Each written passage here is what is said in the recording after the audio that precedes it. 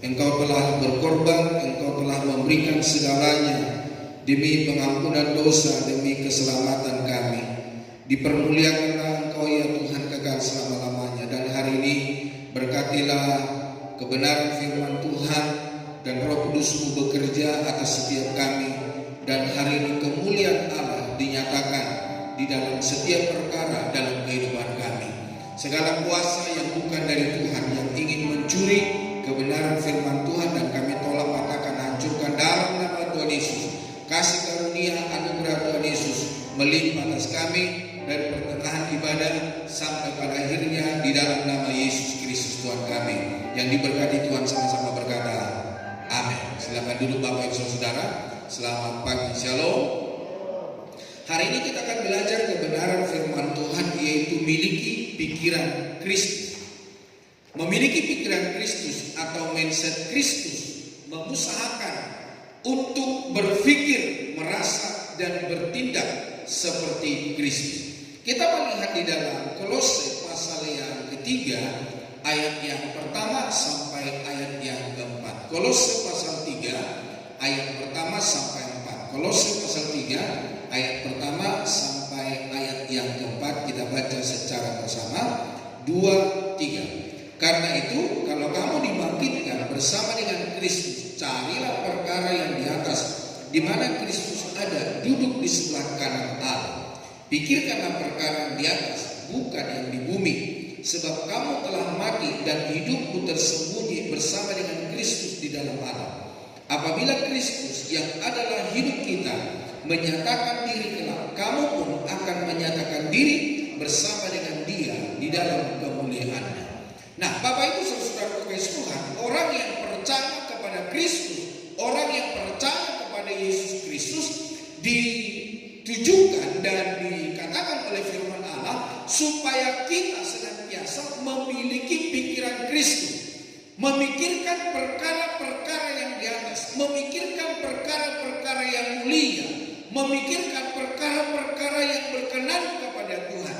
Jika tidak demikian, maka menjadi janji Tuhan, apa yang menjadi kebenaran yang dikatakan di dalam kebenaran firman Tuhan, itu tidak menjadi milik bagian kita. Itulah sebabnya hari ini Bapak Saudara kasih Tuhan, supaya kita sebagai orang percaya yang telah ditebus oleh Tuhan, kita memikirkan perkara yang baik, yang berkenan kepada Tuhan, yang kehidupannya kekal, yang memuliakan Tuhan, mengagungkan Tuhan. Nah, di dalam 1 Korintus 2 ayat 16 berkata, sebab siapakah yang mengetahui pikiran Tuhan sehingga ia dapat menasihati dia, tetapi kami memiliki pikiran Kristus. Nah, orang yang percaya kepada Yesus Kristus memiliki pikiran Kristus. Orang yang menerima Dia menjadi Tuhan dan Raja di dalam hidupnya, orang-orang itu memikirkan pikiran Kristus. Jadi Bapak Saudara, orang yang percaya kepada Yesus Kristus memiliki hal-hal yang benar, yang berkenan kepada Tuhan. Nah, Bapak Ibu Saudara kasih Tuhan, salah satu hal yang tidak terpisah dari kehidupan manusia adalah pikiran. Di sanalah manusia memahami sesuatu, menganalisa, juga kemudian mengambil keputusan atau pilihan. Karena beriman kepadanya, kita belajar untuk memiliki pikiran Kristus. Nah, pikiran Kristus adalah pola atau model dan gaya yang kita ikuti. Nah, Bapak Ibu Saudara, kita akan melihat ciri-ciri pikiran yang sesuai dengan pikiran Kristus. Yang pertama, pikiran Kristus mulia, kudus. Di dalam Filipi pasal yang keempat, Filipi pasal yang keempat ayat yang ke-8 dikatakan dalam firman Tuhan. Filipi pasal 4 ayat yang ke-8. Firman Allah berkata, jadi akhirnya saudara-saudara, semua yang benar, semua yang mulia, semua yang adil, semua yang suci, semua yang manis, semua yang sedap didengar, semua yang disebut kebajikan dan patut dipuji, pikirkanlah semuanya itu. Nah, firman Allah menandaskan kepada kita supaya kita memikirkan hal-hal yang benar, bukan hal-hal yang salah, bukan hal-hal yang bertentangan dengan kebenaran firman Tuhan, yang menyenangkan hati Tuhan, yang yang meninggikan Tuhan. Di dalamnya ada keadilan, ada hal yang suci, ada yang manis, sedap didengar, semua disebut kebajikan yang memuliakan Tuhan. Jadi Bapak Saudara, tidak ada hal yang lain di dalam pikiran orang percaya selain hanya memuliakan dan meninggikan Tuhan. Di dalam Roma pasal 12 ayat yang pertama, Roma 12 ayat yang pertama dikatakan, karena itu saudara, demi kemurahan Allah aku menasihatkan kamu supaya kamu mempersembahkan tubuhmu sebagai persembahan yang hidup, yang kudus dan yang berkenan kepada Allah. Itu adalah ibadahmu yang sejati. Jadi sebenarnya persembahan yang berkenan kepada Tuhan adalah persembahan tubuh kita. Uang kita boleh kita persembahkan, harta kita, milik kita boleh kita persembahkan. Tetapi firman Allah berkata, persembahkanlah hidupmu yang berkenan, tubuhmu sebagai persembahan yang hidup. Tuhan mau mempersembahkan hidup kita, mulut kita, tangan kita, kaki kita, seluruh hidup kita untuk kemuliaan nama Tuhan. Dan itulah yang berkenan kepada Tuhan. Nah, mana mungkin seseorang bisa mempersembahkan tubuhnya jika matanya bercacat dan bercela? Mana mungkin seseorang mempersembahkan tubuhnya kepada Kristus jika mulutnya mengatakan hal-hal yang negatif, hal-hal yang salah, hal-hal yang bertentangan dengan kebenaran firman Tuhan? Bagaimana mungkin seseorang mempersembahkan tubuhnya yang berkenan kepada Tuhan kalau tangannya, jari-jarinya tidak sesuai dengan kehendak dan kemauan Tuhan? Mana mungkin seseorang bisa mempersembahkan tubuhnya kepada Tuhan kalau kakinya melangkah ke hal-hal yang jahat? Jadi Bapak Saudara, bagaimana supaya kita dapat mempersembahkan hidup kita bukan hanya sekedar dibicarakan di dalam panggung gereja, tetapi seluruh hidup kita menyenangkan hati Tuhan. Apa yang kita buat kemarin, apa yang kita buat seminggu yang lalu, sebulan yang lalu, hari ini mari kita tinggalkan dan kita hidup di dalam kebenaran akan Allah. Oleh sebabnya Bapak Saudara, firman Allah berkata bahwa itulah persembahan yang berkenan kepada Tuhan. Dan orang yang mempersembahkan hidupnya yang berkenan kepada Tuhan, maka dia akan mempersembahkan hal-hal yang lain di dalam hidupnya. Hal-hal yang Tuhan percayakan di dalam segala perkara. Di dalam 2 Korintus pasal 4 ayat 3 dan 4. 2 Korintus pasal yang keempat ayat 3 dan 4. Jika Injil yang kami beritakan masih tertutup juga, maka ia tertutup untuk mereka yang akan binasa. Ketika firman Allah diberitakan, ketika firman Allah ditaburkan, dan firman Tuhan itu tertutup bagi kita, maka kita adalah calon-calon yang memasuki neraka, saudara. Yaitu orang-orang yang tidak percaya, yang pikirannya telah dibutakan oleh gila zaman ini, sehingga mereka tidak melihat cahaya Injil tentang kemuliaan Kristus yang adalah gambaran Allah. Jadi ketika Injil, ketika firman Tuhan ditaburkan, dan firman Tuhan itu tidak tertanam, bertumbuh dan berbuah di dalam hidup kita, dan kita tidak melihat cahaya Injil, kemuliaan Kristus, kita tidak melihat perubahan hidup di dalam hidup kita, maka kita adalah calon-calon memasuki yaitu neraka yang jahanam, saudara. Itulah sebabnya pastikan kehadiran kita saat pagi hari ini, kita adalah yang melihat kemuliaan Injil, kemuliaan Kristus. Jadi Bapak Ibu Saudara, ketidakpercayaan kepada kebenaran firman Tuhan membuat seseorang tidak menerima jaminan hidup kekal. Juga memikirkan hal-hal yang suci, yang kudus. Ini menunjukkan hal-hal yang murni, bukan hal-hal yang tidak berkenan di hadapan Allah. Pikiran selayaknya sebuah wadah yang akan memproses apapun yang dimasukkan ke dalamnya. Masukkan hal-hal yang kudus dan mulia, maka outputnya pun adalah hal-hal yang salah. Tidak mungkin Bapak Saudara ketika kita memasukkan hal-hal yang baik dan keluarnya hal yang buruk. Tapi kalau di dalam wadah yang kita miliki, di situ kita kelola dan kita mengeluarkan hal-hal yang buruk, maka Bapak Saudara kekasih Tuhan perlu disadari supaya kita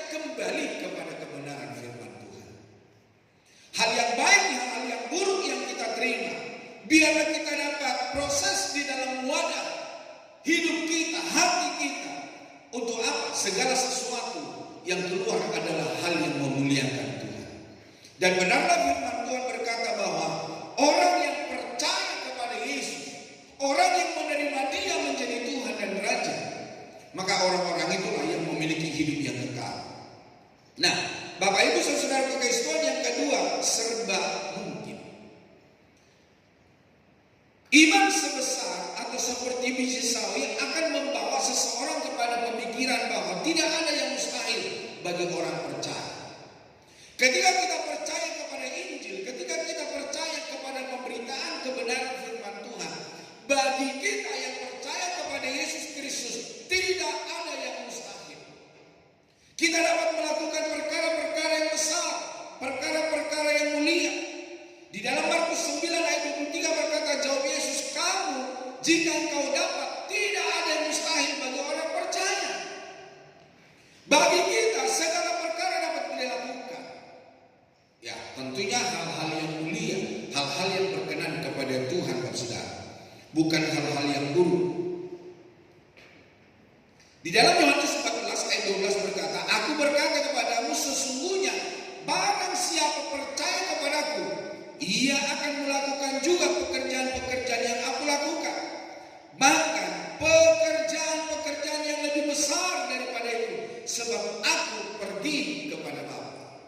Jadi apa yang dikerjakan oleh Yesus di dalam dunia ini, itu bisa kita kerjakan. Bahkan firman Allah berkata, bahkan lebih daripada itu. Namun seringkali kita membatasi kuasa Allah bekerja di dalam hidup kita.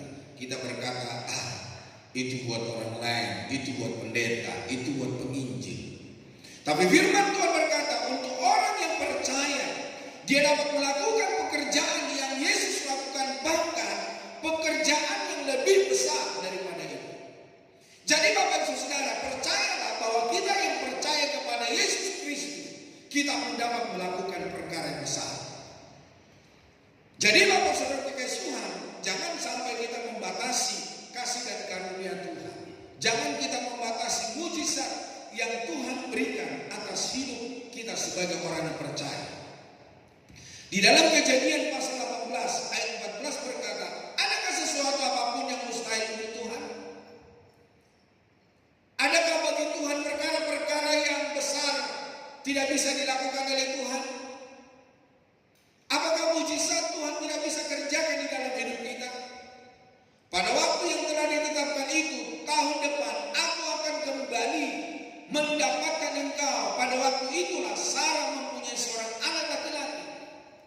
Kita tahu bahwa Sarah adalah wanita sudah mandul, wanita yang tidak mungkin melahirkan seorang anak. Tetapi firman Allah mencatat bahwa dia adalah seorang wanita yang paling tua sampai hari ini yang dapat melahirkan seorang anak. Mungkin kita berkata zaman sekarang, kalau ada wanita-wanita seumur dia melahirkan anak, mungkin kita pikir, itu nggak benar itu. Tapi Bapak Ibu Saudara kekasih Tuhan, di dalam firman Allah berkata, bagi Tuhan tidak ada perkara yang mustahil. Apapun hari ini yang menjadi doa dan pergumulan kita, kerinduan kita kepada Tuhan, yang berkenan kepada Tuhan, itu Tuhan mampu lakukan sesuai dengan iman dan percaya kita. Jangan kita berpikir, saya cuma seorang wanita yang hanya bekerja di dalam rumah tangga. Saya adalah seorang wanita yang tidak mengenal akan kebaikan Tuhan. Atau Bapak Ibu berkata, saya seorang pekerja dan pekerjaan saya tidak memuliakan Tuhan. Bapak Ibu Saudara, kalau kita menempatkan hidup kita ke jalan yang benar, kita menempatkan hidup kita di dalam kebenaran firman Tuhan, bagimu tidak ada perkara yang mustahil. Tuhan dapat melakukan perkara-perkara yang ajaib di dalam hidup kita. Sarah yang 80 tahun, Tuhan berikan perkara yang luar biasa dan Tuhan memberikan anak bagi dia. Bapak Ibu Saudara kekasih Tuhan, di dalam Yeremia 32 ayat 17 berkata, Tuhan Allah, sesungguhnya engkaulah yang telah menjadikan langit dan bumi, dan dengan kekuatanmu yang besar dan dengan tanganmu yang terentang, tiada satu apapun yang mustahil untukmu. Tidak ada perkara yang tidak bisa dilakukan oleh Tuhan. Tidak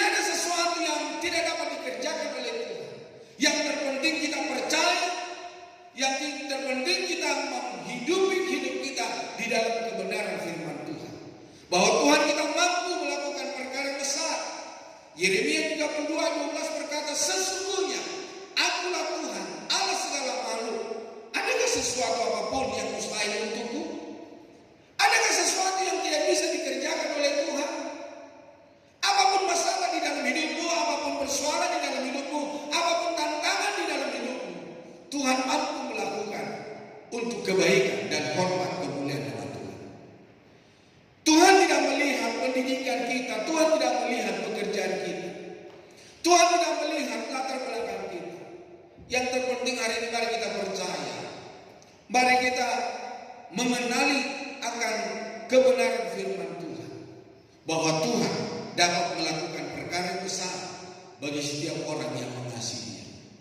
Satu hal saudara di dalam Injil Matius 17 ayat 20. Injil Matius 17 ayat 20 dikatakan, Ia berkata kepada mereka, karena kamu kurang percaya, sebab aku berkata kepadamu, sesungguhnya sekiranya kamu mempunyai iman sebesar biji sesawi saja, kamu dapat berkata kepada gunung ini, pindah dari tempat ini ke sana, maka gunung ini akan pindah, dan takkan ada yang mustahil bagimu. Bapak Ibu Saudara, tak tahu hari ini atau sudah lewat, Pak Donald sama Mulani ada perjalanan rohani. Tentu mereka pasti melewati yang namanya gereja sampah. Seperti apa terjadinya gereja sampah ini? Gereja sampah ini terletak di kota Mesir, dan dia di tengah kota, dan satu-satunya ada gunung, ada bukit di sini. Peristiwanya Bapak Saudara, di daerah itu pada zaman itu ada orang-orang yang menjadi pemimpin di dalam negara itu adalah orang yang tidak percaya kepada Yesus. Dan ketika orang-orang yang tidak percaya kepada Yesus, maka ada orang-orang yang percaya yang tidak senang dengan satu gereja dengan dia, maka melaporkan di daerah sana ada orang Kristen. Boleh kamu paksa dia untuk mengikut engkau. Dan pada akhirnya saudara kekasih Tuhan, dalam kisah itu dikatakan bahwa orang-orang Kristen dipanggil, dan orang Kristen itu diintimidasi dan berkata, kalau di dalam kebenaran firman Tuhan berkata bahwa kamu dapat memindahkan gunung, kamu akan selamat. Tetapi kalau kamu tidak bisa buktikan kebenaran firman Tuhan di dalam hidupmu, dan kamu tidak bisa memindahkan gunung itu, maka kamu akan dibunuh. Bapak Ibu Saudara kekasih Tuhan, pemimpin gereja itu berkata begini, Tuhan, berikan kami waktu untuk kami dapat membuktikannya. Jadi Bapak Ibu Saudara, pemimpin gereja dan jemaatnya mereka berdoa dan berpuasa kepada Tuhan, kiranya Tuhan menolong dan membela mereka. Hari pertama tidak ada sesuatu yang terjadi, hari kedua, hari ketiga, dan tentu hari-hari berikutnya Tuhan sudah mulai bekerja, namun belum nampak Bapak Saudara. Dan Bapak Ibu Saudara kekasih Tuhan, ketika sudah hari tiba, si raja, si pimpinan di kota itu yang menentukan hari di mana orang-orang Kristen membuktikan iman dan percaya mereka. Maka Bapak Ibu Saudara kekasih Tuhan, dikatakan dalam firman Tuhan, ketika hari sudah mulai tiba, Tuhan menampakkan kepada orang Mesir, kepada raja Mesir, kepada orang percaya bahwa gunung itu berpindah. Gunung dari tempatnya 5 kilometer ke kota dipindahkan, saudara. Dan apa yang terjadi, saudara? Gunung itu sekarang menjadi gereja sampah, di mana bisa orang beribadah 600.000 sekali beribadah, saudara. Nah, Bapak Ibu Saudara kekasih Tuhan, ketika mereka berdoa, ketika mereka berpuasa, minta hadirat Tuhan, minta kuasa Tuhan bekerja, dan gunung itu bisa dipindahkan. Jadi Bapak Saudara kekasih Tuhan, Yesus berkata, perbuatan-perbuatan yang lebih besar daripada apa yang telah kuperbuat, kamu juga dapat melakukannya. Yang terpenting Bapak Saudara, percayakah Anda akan hal ini? Ketika kita percaya, bagi Tuhan tidak ada perkara yang mustahil. Dia akan melakukan perkara-perkara yang besar di dalam hidup. Sakit penyakit apa yang menimpa hidupmu, dia sanggup menyembuhkannya, dia dan sanggup memulihkannya. Pergumulan-pergumulan besar seperti apa yang kau hadapi hari ini, Tuhan sanggup melakukannya dan Tuhan sanggup memulihkan, menyembuhkan. Bapak Ibu Saudara kekasih Tuhan, di dalam Matius pasal 8 ayat 13 berkata, lalu Yesus berkata kepada perwira itu, pulanglah dan jadilah kepadamu seperti yang kau percaya. Maka pada saat itu juga sembuhlah hambanya. Seorang perwira ketika datang kepada Yesus, dia tidak menyuruh Yesus untuk datang ke rumahnya.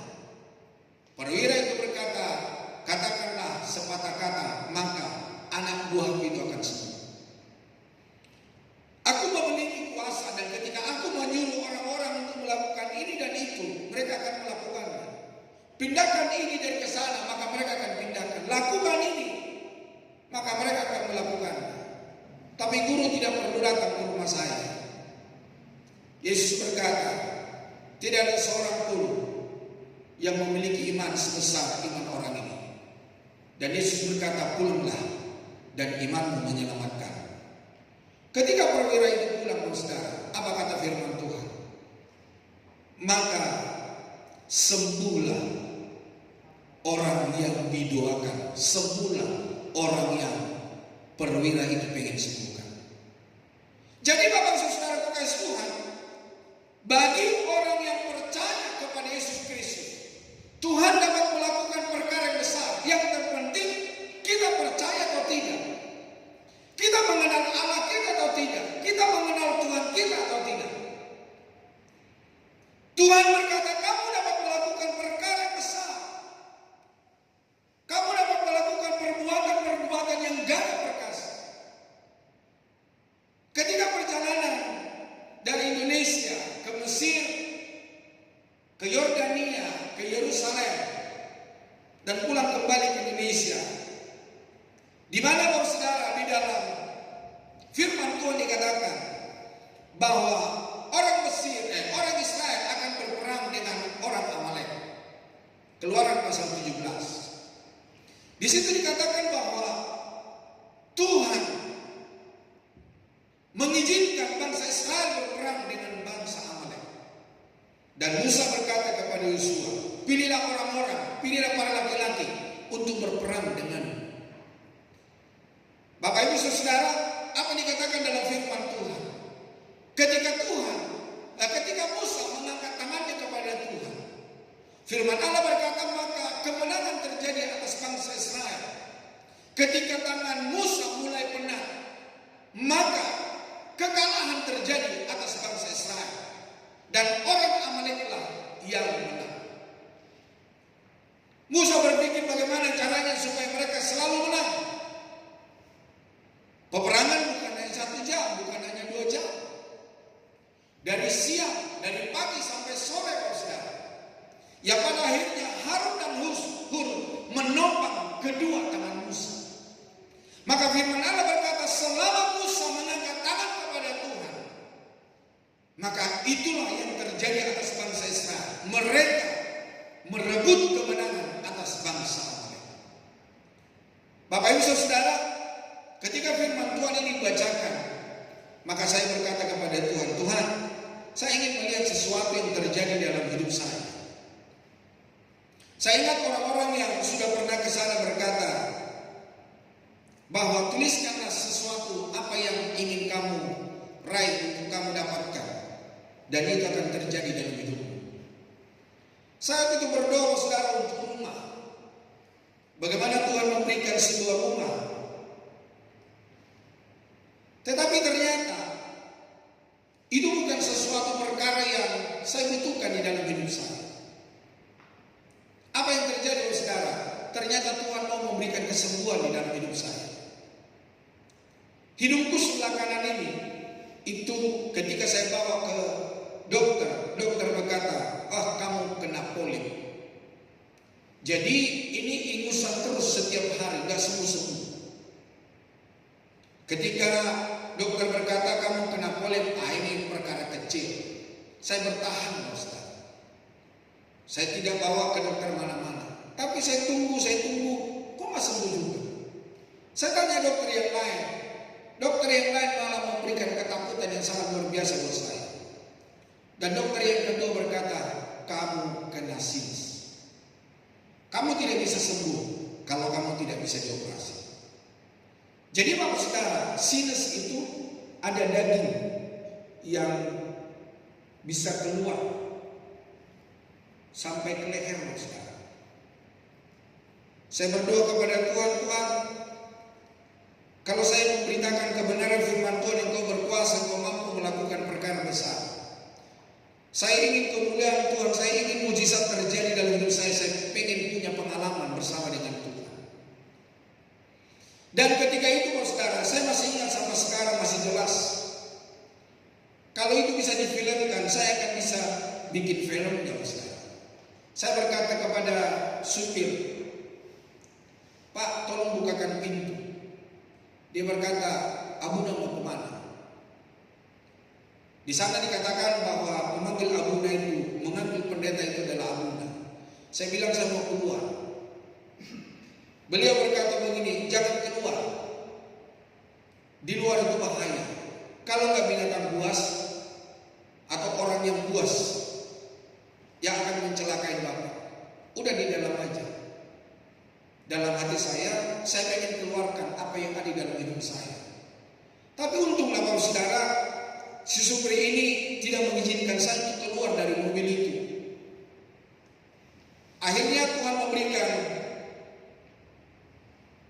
pencerahan kepada saya, ambil tisu. Maka tisu yang sering diberikan oleh istri saya ketika saya pergi kemana-mana, saya ambil itu tisu, maka saya tarik ke dalam.